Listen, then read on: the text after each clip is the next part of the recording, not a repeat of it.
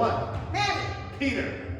We did 6 counts. 6 counts. So here's the basic. Let's turn around and do it. I'll do mine. Leaders. Forwards. Start with my left. Start with my right. 5, 6, 7, 8. Rock, step, triple step, triple step. Rock, step, triple step, triple step. Rock, step, triple step, triple step. Do that a million times. You want to figure out a bunch of other problems, but do that first. Get a lot of practice with that if you would. It really helps. Then you partner it up. This is called closed position. I get my hand like this, you get your hand like that. Boom, nice and relaxed.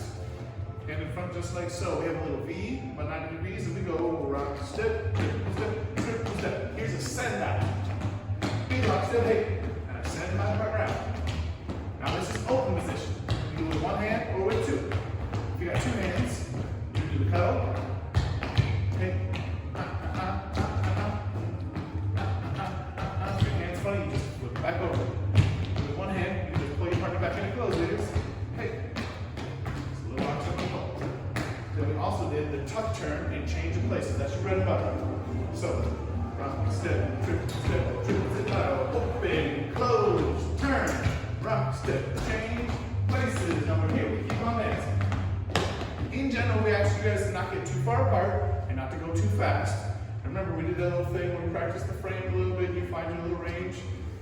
Big point for most people, when things went wrong, you're skipping your second triple step because you're panicking.